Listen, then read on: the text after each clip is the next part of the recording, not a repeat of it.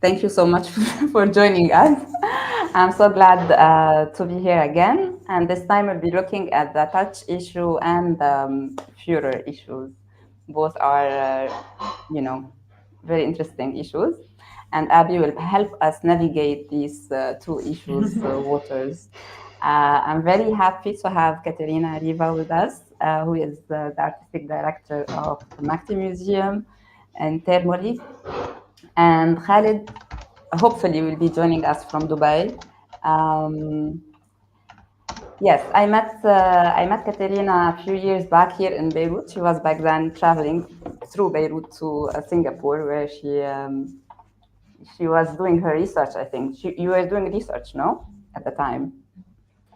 No, I was actually working there. I Working lived there. and worked there for 3 years. Yes. So yeah, and it was great to meet her, and she contributed to the second issue with a very very interesting story about three women, three performances, and very interesting perspective on Singapore as well. So I will let Abby lead the conversation from here. I actually want to send it directly over to Caterina first because welcome everybody who wasn't here, who was here last week, and anyone who wasn't here last week. It's good to have new faces and new names. I would really like to start with Caterina, just kind of like we did last week, just kind of about your contribution, like what moved you, why for these three pieces in particular for you, Furor, and how did you kind of connect them to the magazine? How did you get in touch with Jana? What is your history with the magazine? And yeah, just kind of a short maybe introduction to you and your piece. Hi, everyone. I'm happy to be here with you today. So I'm trying also to remember because it's been a while. And the story was I was in Beirut to give a lecture at the American University, and I was talking to friends who knew Beirut or had connections in Beirut. And I think an Italian friend that is an artist and also runs an independent publishing festival. It's called Sprint in Milan, called Daphne. I think she mentioned a dance mag, and then somehow I connected with Jana. Maybe I don't know if she gave me her contact or I found an email somewhere online. And then yeah, we met there, and I think we had a lovely coffee. And then at the time, yes, I was living and working in Singapore. I'm a contemporary art curator. And I was a bit, I think, immersed, but also a bit lost in my day-to-day job, kind of producing exhibitions and events in this kind of a bit mind-numbing capacity of, and not feeling so much maybe the involvement on a more kind of curatorial point of view, or kind of having time to go more in depth with artistic research. So I thought maybe, yeah, collaborating with the dance mag, although I don't come from, a purely dance background, but if I remember correctly, Jana was saying the magazine is much more than that, is the kind of starter of a conversation. And I think something that was on my mind a lot back then when I was in Singapore was really trying to counteract a city that is kind of hyper technological, but also hyper controlling on your body.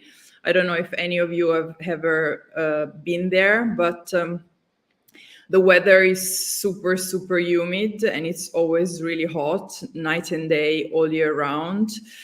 And so kind of your body probably desires to take a break and sleep, but kind of capitalism asks you to continue working inside usually buildings with really powerful aircon, with terrible fluorescent neon light. And it's a bit of a contradiction in terms. And also the public space, the social space is very controlled. So your body feel constantly, I don't know, not free to move. And so I was thinking about artistic practices that were happening in Singapore that I happened to experience, but also in my mind, they were challenging a bit those norms or those rules that were bugging me a bit. And so, yeah, of course, were maybe three projects I either stumbled across or was quite involved in. But I thought it was quite helpful for me also to be on kind of from an observer point of view. And if you read the text, I think I try to be as honest as can be. And so hopefully even though you were not part of those kind of performative acts, to live a bit through me what was experienced. And I have to say, I'm usually a bit critical about my writing, but it was kind of refreshing to read it because I really could feel it was a bit of a snapshot of how I was and how I felt. And hopefully it's also a good kind of a good gives justice to the practices and researches of the artists I mentioned. And it's quite interesting because since then one of them changed their pronouns, but I think the content of what I'm describing about the project remains intact. Interesting, thank you. Yeah, I went online actually today when I was rereading, and I googled the pieces, and you can't watch them obviously, but there's pictures. Like, I was having kind of a hard time imagining the space that you described with the T-Rex, and it was really interesting to see like the spaces, I guess, also in which they played out. Yeah, so thank you and welcome. I kind of want to start where we left off last week, which means I'm going to throw it to Jana first and then throw it to everybody else. But we kind of had left off on the question of what lessons and takeaways you had maybe from issue 1 that you took into creating and curating issues 2 and 3.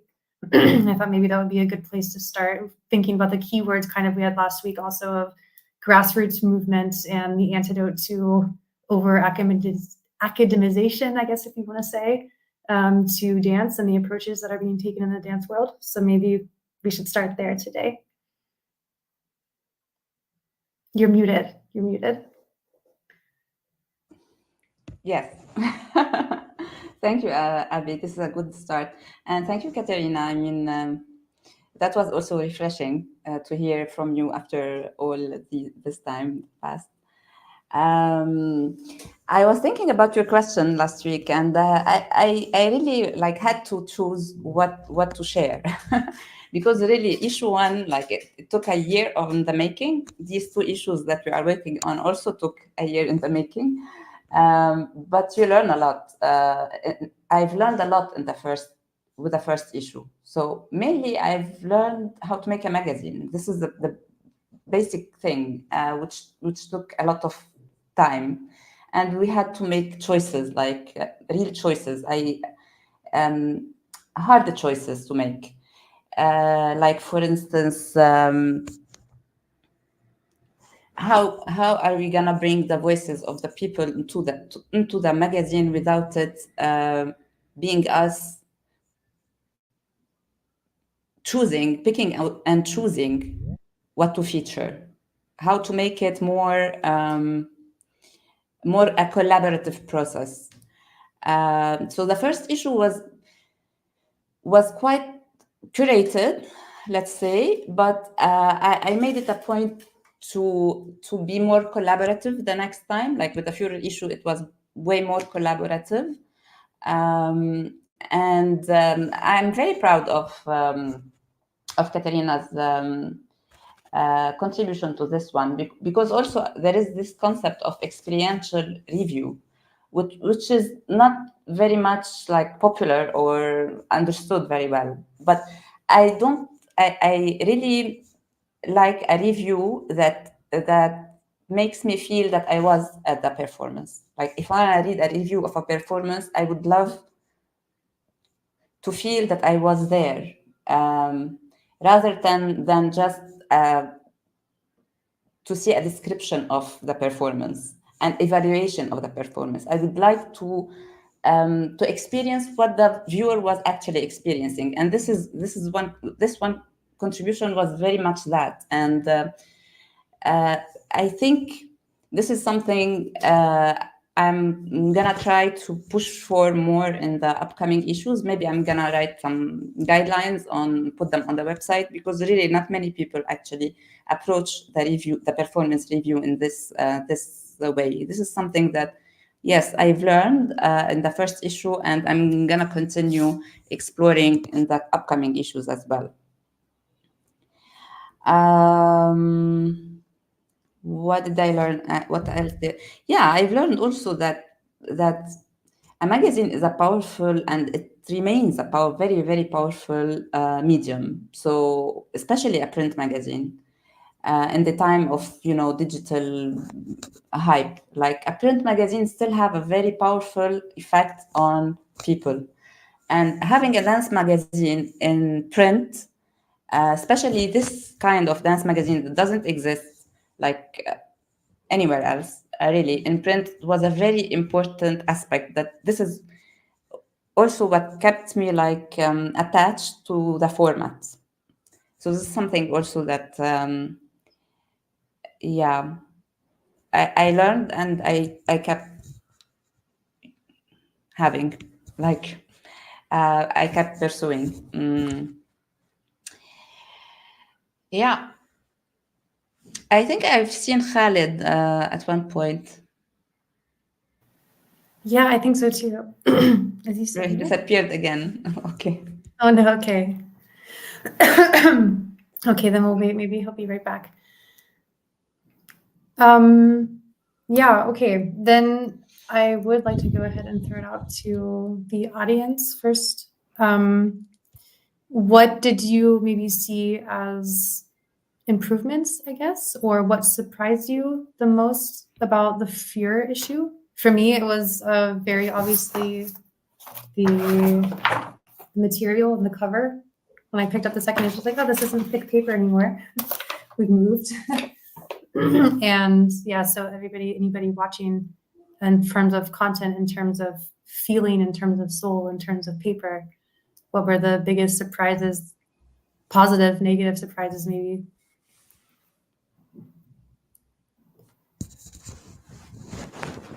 What was about the paper? What was it about the paper, Abby, that you've surprised you in the second issue? The thickness of it, and I mean, I'm It not was thicker than the first one. Yeah, I'm not a paper expert, so I can't tell you the material on the outside, but just the move from like the thicker cardboard type paper to the coated, Yes. the coated feeling, that surprised me the most. It seemed like, okay, kind of had evolved from the homemade, I guess, to like the publication, if you will, which sounds a little pretentious. It's not meant to be, but that's yeah, it did surprise me. Yes. Yes. In a good way, I hope. Yeah, definitely. Okay. It made it a little less fragile, I guess, a little more kind of emphasize the longevity, if you will. Yeah, I like this comment. Yeah, actually, I'd love to hear more. Yeah. Anyone has a question for Caterina about her text, maybe, if not the entire issue?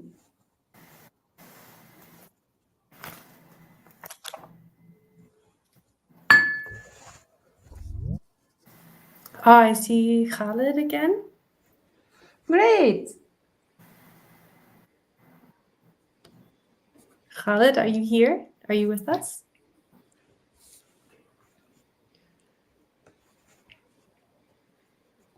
The microphone is switched off.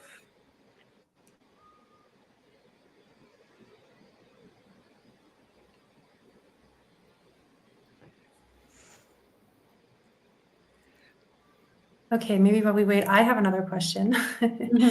In the first issue, none of the text crossed kind of that boundary into the bottom half of the paper like it did. And then we see immediately also in Caterina's that it did in this one.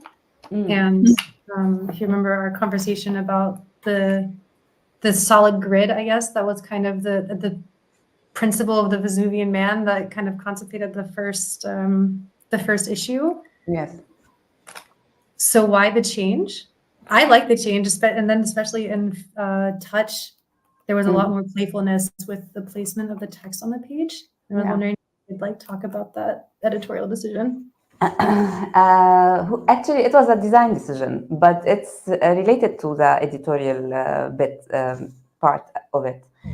See, in the first issue, the transcendence movement was kind of like applied to the text, not only the grid. Like it's if you are moving up, like the text also is moving up. So it's an elongated format with a text like moving towards the sky. With the Furor, it didn't make sense, like the text moving up, because Furor is very much like, one, it's everywhere. It's on a higher plane, but it's also on a ground plane. It's on a horizontal plane. Furor is like everywhere.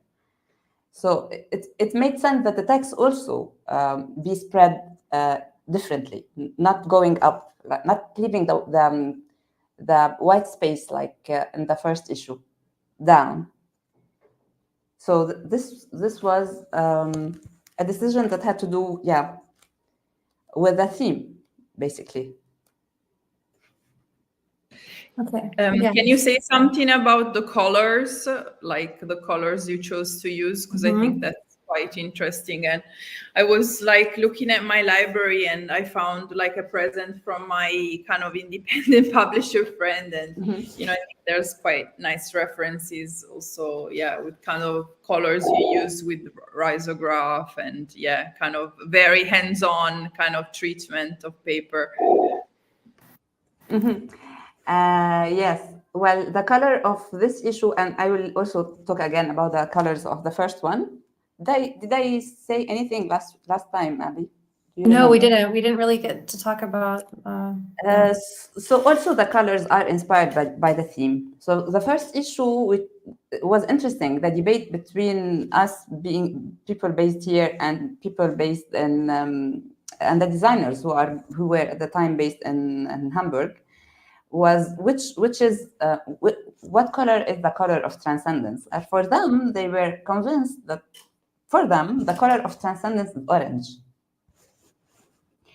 And for us, it was gold. And both parties were very convinced that this is the color of transcendence. I don't know why. Even me, I don't know why I thought it would be gold. But anyway, we find a concession and we went to the yellow, which I think is very fitting, especially with the white contrast. Now for the Furor, so it's red and green, because Furor is a very interesting manifestation, and it's very powerful. It can be destructive for sure, but it also, I mean, after destruction usually comes, whether we are conscious of it or not, but oftentimes comes revival, rejuvenation, like life coming back. And the green was a color of life coming back after the red. So this made so much sense for this issue, especially that the text actually reflected this idea as well. Like there was a lot of anger and destruction, but also there was a kind of a new life being birthed in the same text sometimes. So yeah, this is why the colors kind of reflected exactly that. Okay, that makes so much sense. That concept of coming back was when on that, I think of Waro the Bastard Hero, that text especially. And let me find it, which one it was. I didn't write it down, unfortunately. Repairing. Oh yes, that one was another one where I really felt the color. And now that you say it, it makes a lot of sense. What about Furor? Furor.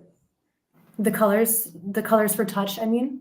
Sorry, not Oh, the colors for touch. Honestly, the guys came back to me with this proposition, but at the time, I have to say that the touch issue is a very peculiar issue. So it was conceived during the pandemic, but I was based here in Beirut, and here we had like another level of existential problems. And one of these experiences that we've experienced in 2020, it was the port explosion, and it was very, very devastating experience to go through. So when they came back to me, and I had to publish the issue, like I had it ready and I just needed to publish it, and the banks shut down. I couldn't make any transaction from here. It was a very interesting, eventful 2020. So when the guys came back to me, it was with the color proposition. It was after the explosion, the port explosion, and I don't know what it was, but for me, I couldn't see any other colors at the time. Like it's black and gray. Like everything in my life was black and gray. So it made sense, but without it making sense like team-wise to me, to be totally honest. Yeah, it was a reflection of my state of mind, but they chose it, and I thought this was interesting. Why did they choose it? I don't know. I can't remember. I probably asked them, but I forgot. But yes, it was a reflection of my state of mind. The touch issue is a very interesting issue. It's not. It's not as cohesive as the Furor and the transcendence, I guess. But also, I would like to hear from you, like I mean, Abby, you have them.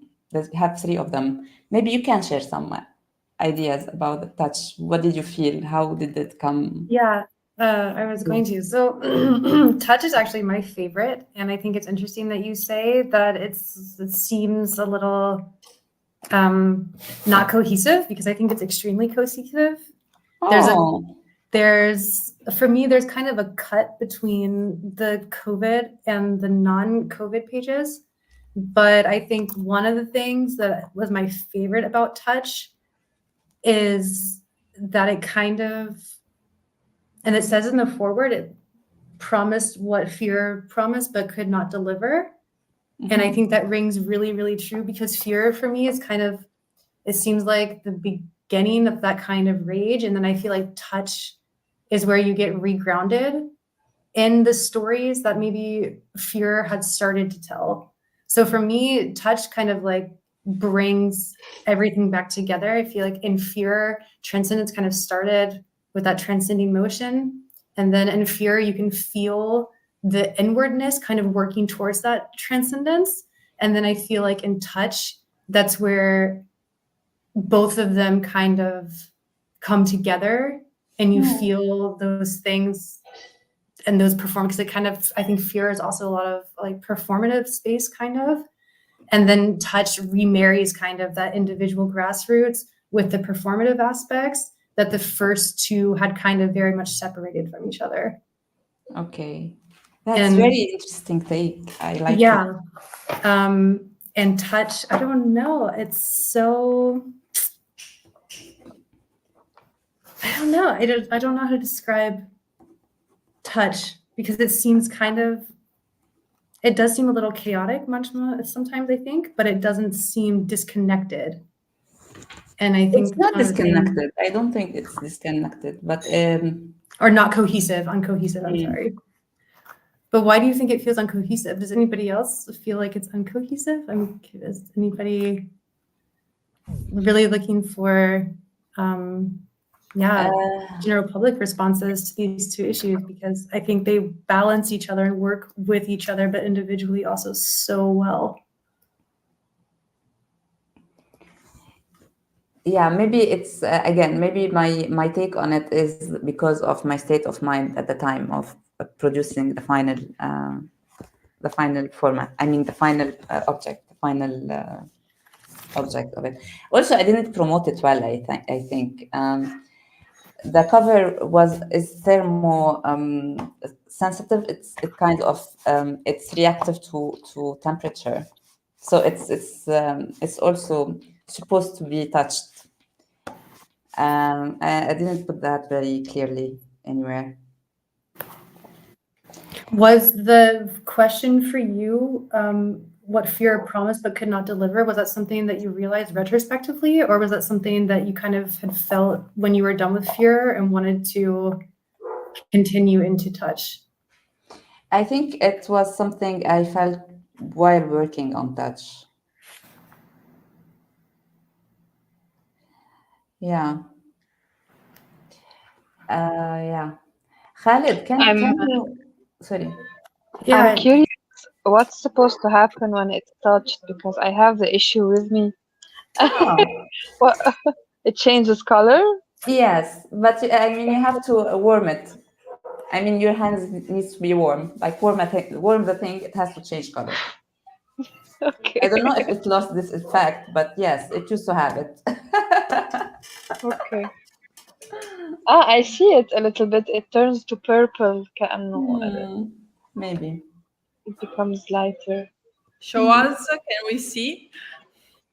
Does it? A bit. It's lighter. I'm sitting on my hands right now trying to warm them so I can see, because I didn't know that either, and I'll try and test it. I don't want to get my hair dryer.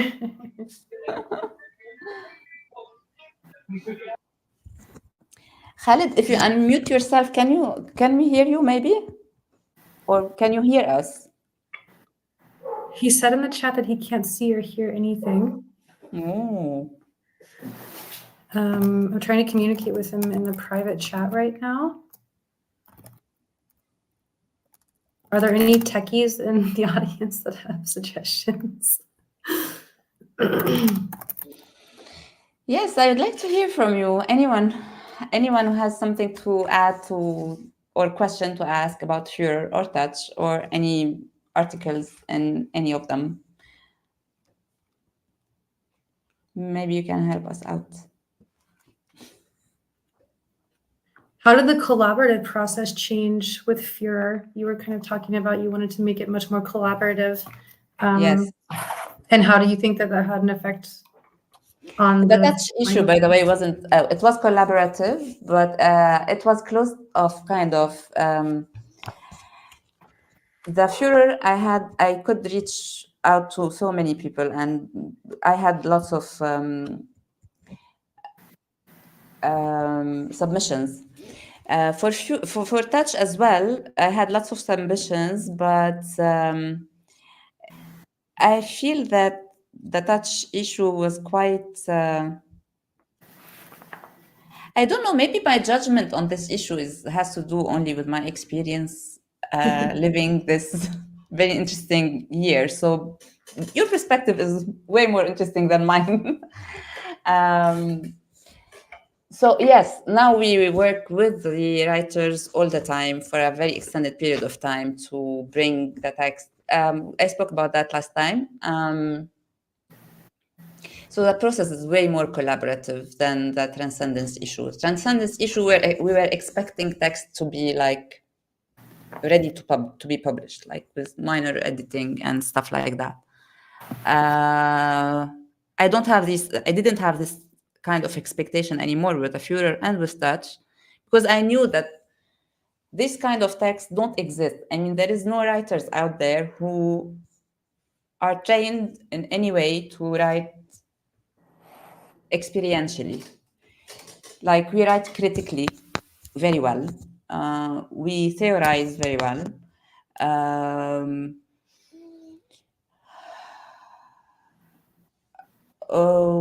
We write memoirs, maybe. But writing from experience isn't like especially from bodily experience, isn't like a kind of writing that is established. So there are no writers who are established in this type of writing. So this is why the process is collaborative, like working with the writers to reach at the point where the text is a dance mag text. Yeah, I mean, I was trying also to reconstruct a bit kind of the editorial side of it, and I don't remember specifics, but I do remember that there were a few back and forth. So you really ease the text into something. I think also, being like the observer in a specific place in a specific time, it was really important to me to make it understood to someone that didn't have experienced those performances or didn't have any physical experience of the place I was trying to portray. So I think that was really helpful for me to kind of clarify, but also I really felt like that you were holding space. And I think to me also all those like comments on how I felt also psychologically in at that time in the space, in the courtail space of Singapore, I could have only done that if I had, kind of the right kind of support or interlocutor.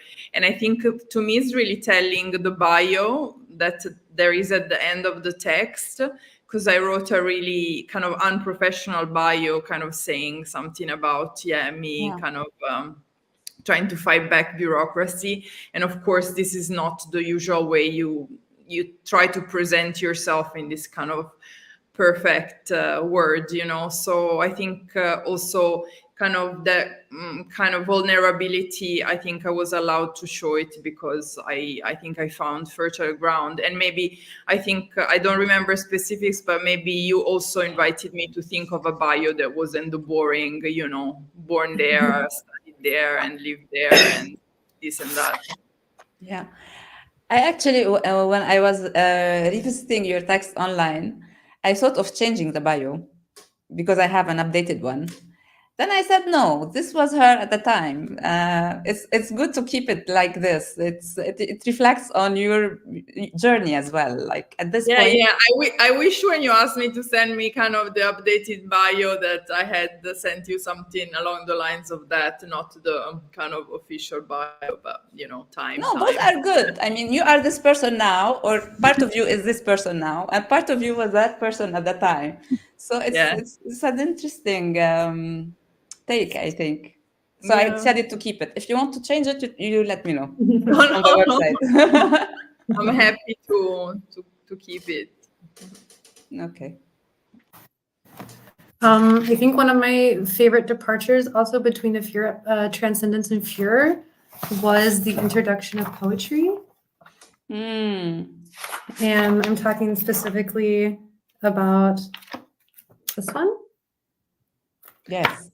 Yeah, so that was also kind of a moment for me where I really felt like the question in my mind that I posed in the first session, is this a journal or a magazine, was totally dissolved at that point, and we're solidly now in the realm of magazine, which I think also, which I think made it more grassrootsy, if you will, because it was introducing and meshing more than just like the performative space, I guess, if you will, but really opening it up to different types of contributions that are able to tell stories about dance, maybe than just a review, for example.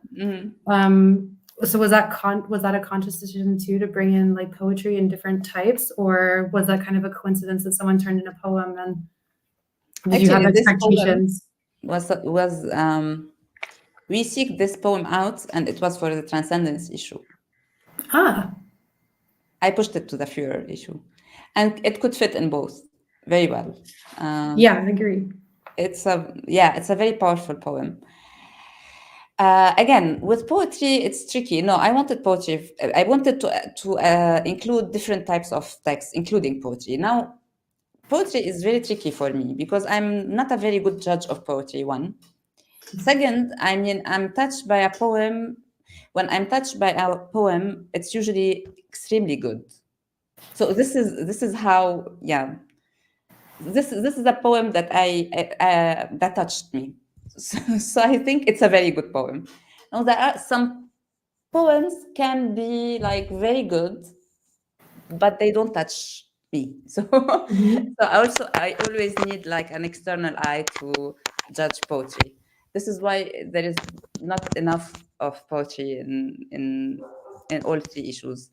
Um, but yes, poetry is part, and I think like I came across, I don't know when, some journals, academic journals, are trying as well to include poetry in their publication. Did anyone see that happening? No. Good. Oh, Caterina, you nodded yes. Yeah, I think so. But it's interesting to say what you were looking for in doing that, because I think sometimes from the kind of reader perspective is a bit of a jump. So it's, yeah, it kind of maybe requires a little bit of a different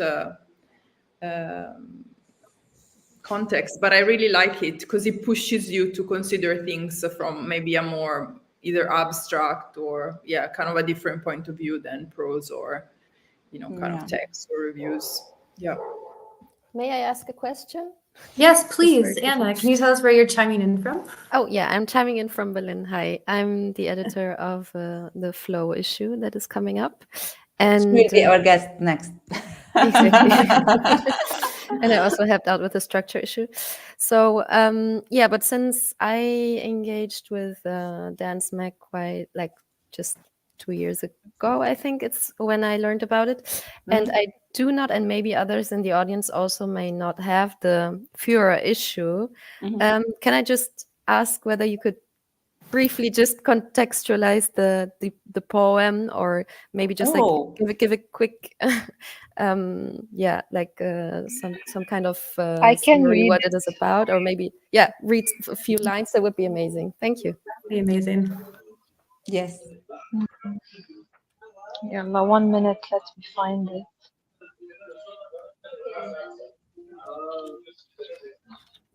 While she finds it, I'll briefly show you the pages that we're talking about, because they're very beautiful. It's really beautifully done from a visual perspective. Yeah, Yara, please. Done. For Hassan Rabih, young dancer displaced Rabah, displaced from Syria, who killed himself by jumping from a 7th floor balcony in Beirut on Wednesday, June 22, 2016. By Zena Hashem Beck. Perhaps you flew. I read the news how you plunged from the 7th floor, a Beirut balcony. I am filled with the sound of sirens, a need to be alone. This war, this theater, this city, this. I was at a Da Vinci exhibit at the museum this morning. What a blessing to say I was at a Da Vinci exhibit this morning. He was a pacifist who designed killing machines, for money always comes from warlords. He who like no other knew of the divine proportions of the body. He who preferred to trace limbs and ligaments. The glide of bat wings in the air. He who preferred the theater, the projector, and the drum, and bridges. Imagined the machine gun, the submarine, and the tank. Sculpted a bullet with a more precise dance. Oh, how the mind bends and how light and shadows fall. You young dancer, tell me, what do you know of the flight of birds? Of the difference between theatricality and war, dissection and witchcraft, dance and death? Were you searching for your Palestine in Damascus, for your Damascus in Beirut? Were you looking for Allah in the joint, the spine, the twirl?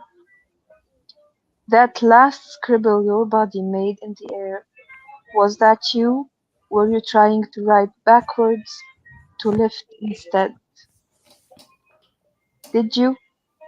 Tell me, are the mountains blue in the distance?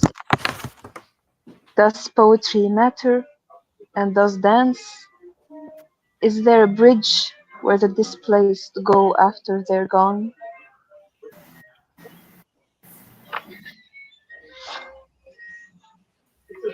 Thank you. That was beautiful. It's a really powerful poem, Anja. Yeah, it is really powerful. Anna, what are your thoughts?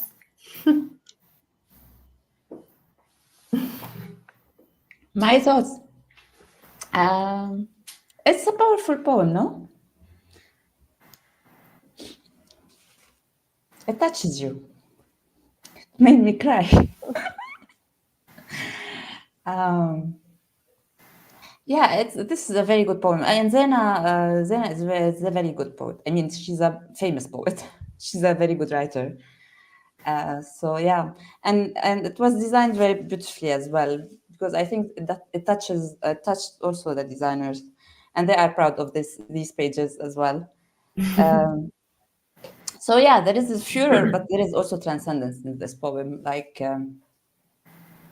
he decided to transcend, so he took his furor away and he left.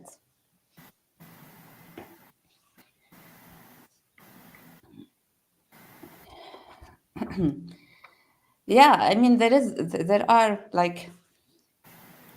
yeah, in the furor there is lots of anger and pain, but in a good way. I don't know. It promises something. It's not just pain and anger and that's it. I mean, you feel life afterward. You feel life within. Like it merges these three emotions and brings something out of them. I don't know if you see the same way. Yeah, I do. I feel like in every furor, there's the furor serves a bigger purpose, I think.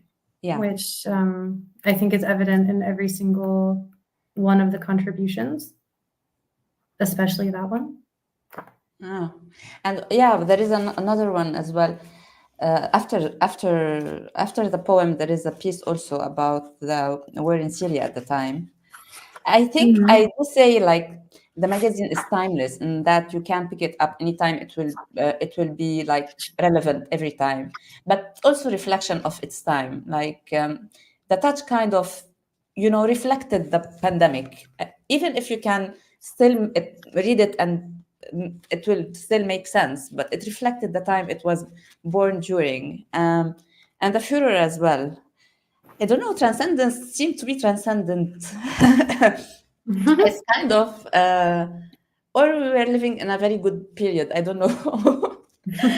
But yeah. Yeah, so I don't know if whoever doesn't have the issue in front of them or hasn't read it, but the article that she's talking about after the poem is The Unarmed Witness. And it's about a theater group in Lebanon, and they do a lot of work about the Syrian civil war, and then certain members of the troops end up getting the documents they need to travel abroad, and then it's kind of about how the theater piece itself changes depending on the context in which they're working. And right in the first page, there's a sentence that says, "Yet a number of activist artists are using the body to express realities that are generally dismissed." And this is the part I underlined. "Determined to make a change in audiences so they are not just numb and indifferent, nor overwhelmed by the horror of it all, but somehow roused enough to feel more connected and humane."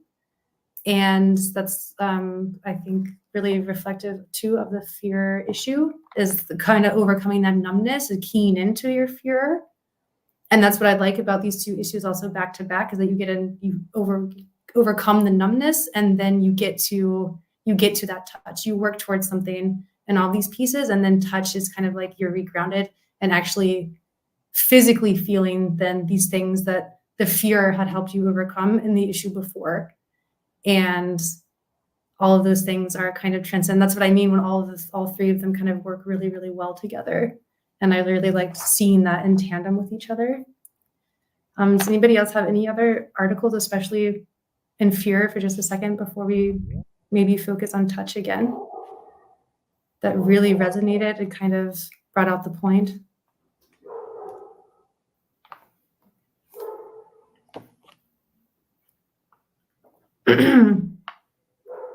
Jana, what about your piece?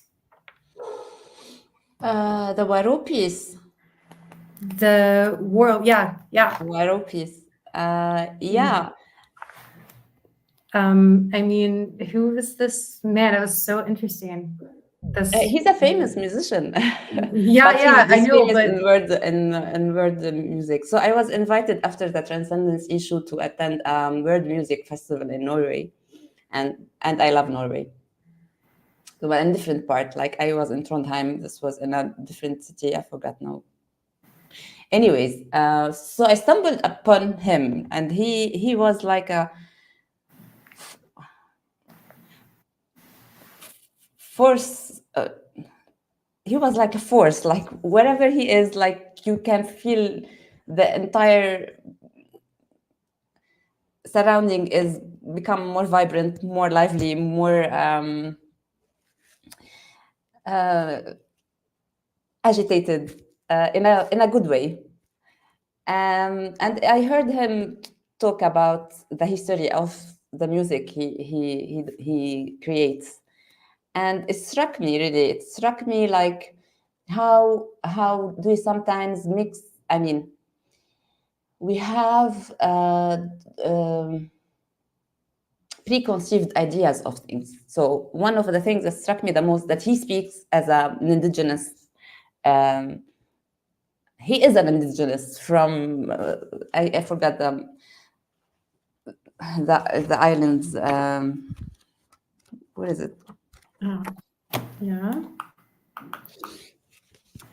So okay, he's white, but he's African. From I can't remember. I won't be politically correct at all now, but you will understand. Yeah, I need I'm to revive looking. this one. I'm looking as well. He's from the Caribbean, yes, and he was the one who revived a kind of music that was like forbidden by the colonizer, and he revived it, and he's so attached to it, and he's a hero. He's a hero in that he was a great musician who could revive who did revive this kind of music. I mean, and kept it alive. Even in times where it was not allowed to be played in the island. And the interesting thing about Waro, I should have, yes, that his music was used by a very famous Black American musician without consent. So I think this piece, if we want to, I can make it an academic debate or an intellectual debate about it.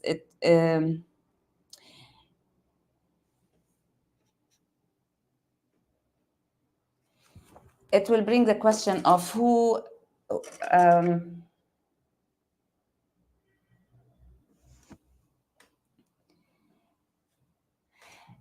The color of the skin doesn't make one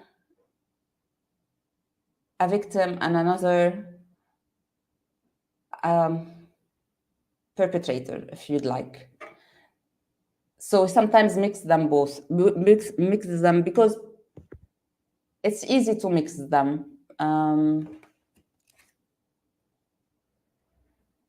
La Réunion. The island is La Réunion in the Caribbean. And he brought the music. You can find him online, I think. There are some recording of his music online.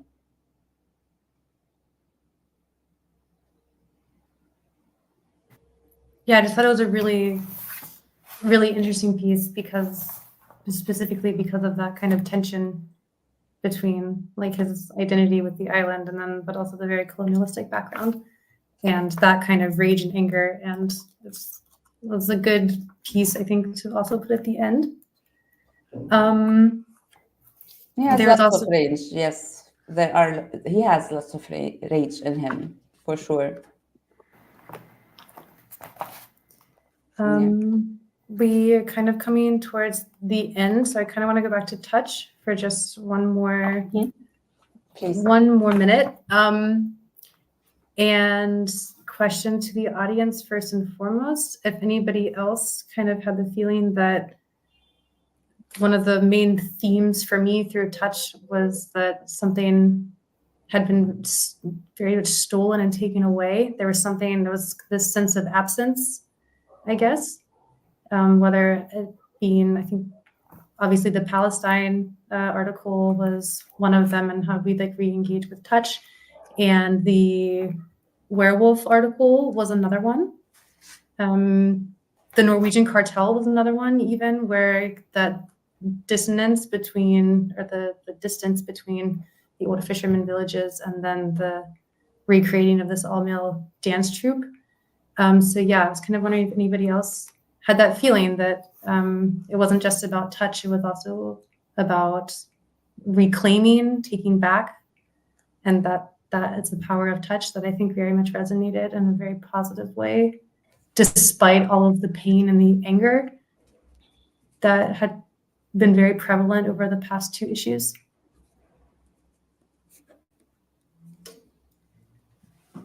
Which again gets back to very much the core and the soul of the magazines, that community building of touch, that reimagining spaces. Even for me, kind of as a material academic, just touching the magazine itself and engaging with it, flipping pages, is very much a meta theme for me when talking about print medium.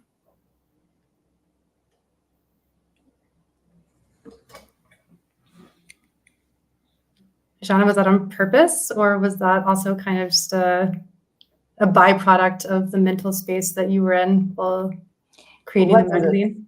The paper, you mean? I mean that feeling of loss, more or less, whether it be through COVID or through, what else ever was happening. No, that wasn't intentional. This is what came through in the process of the making of the magazine. There was no intention of creating this kind of loss. But maybe touch also closes the gap between, what we've missed, what we've lost. Like, it's the only way to reclaim it, exactly as you said, by seeking to touch it at least. Mm-hmm. Anna, do you have something to say about touch, about the issue in general? Or Sasha, maybe?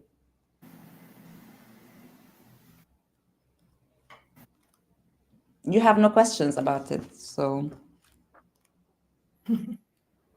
I can say that I was very touched when you were talking about this certain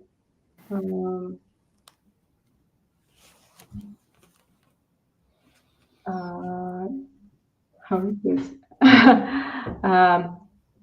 coherence of the, I think, Furor, and like a less like a rounded feeling of the curation in Transcendence.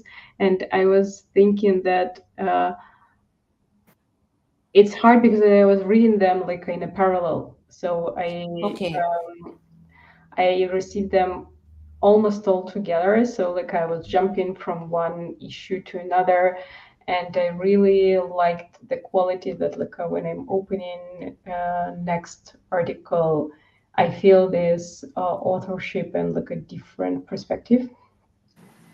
So it was really for me a very soothing and also empowering, because I read more about dance from academic frame and like a context, and it was given like a kind of the new breath, the new perspective that like you can write about dance from the sensorial and experiential point of view. And I think there's like a diversity of the ways how people did it. It was very also it felt wholesome that there is no like a one format that everyone needs to attune to, and there is no this language that should be unified for every Yes. every article. So that was like a big opening for me, that it exists and it can be. Although but it's like about the next issues. When I was writing my text, I just felt that I actually don't know how to do it. So like I really like to read how people like connect to their experience watching and like doing dance. But I, as a dance artist, I don't have much of a language. Maybe I'm shy to do it. So it was very nice practice, and I find it very important to have it on paper, to keep like doing those issues, to kind of like really. Really make it as a solid ground. Like this is also the way we can talk about dance. So yeah. But it's hard for me to relate it to some particular issue, because yes, I was jumping from one to another. Thank you, Sasha. This is a very interesting intervention.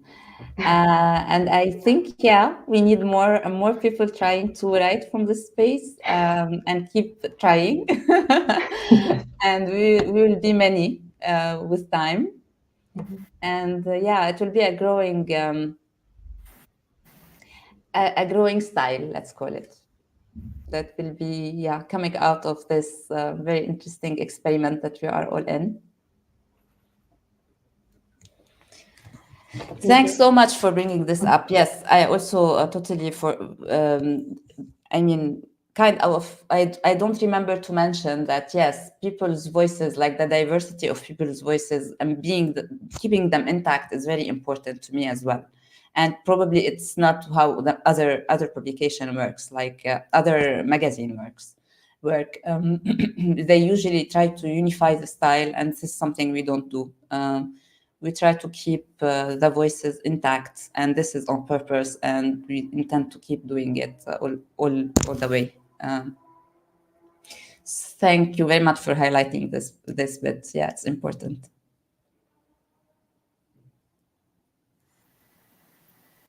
Anna, did you want to add anything?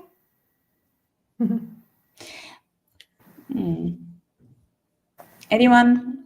Madly, Katya, Alex.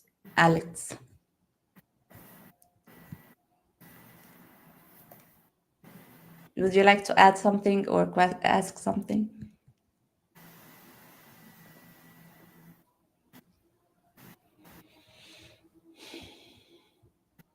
Okay.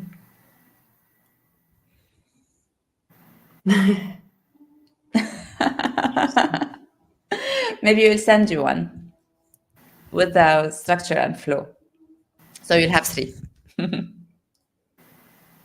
Great. Great. Well, our hour is also over. I think it's been exactly 1 hour since we opened it up. So that would be the end of our session today. If anybody doesn't have anything else to add. Okay, then thank you all for being here. Thank you all for being part of the discussion. Thank you to Yara, who's no longer here, for reading the poem, but it was also probably the highlight this week, I think, for a lot of us. And yeah, we're looking forward to next week and to start working on the issues that aren't published yet. I'm so excited to see and hear what everybody has to say, what things are coming, what we're working on. Yes. So thank you so much for being here. Thank you, Abby, for moderating this very good session. And Caterina, thank you so much for your time. It was a pleasure to see you again. It was a pleasure to hear from you again and to hear you talk about your piece. It was a pleasure to read it always. And sorry if I blabbered. I think this time I wasn't coherent myself. I was thinking by emotion.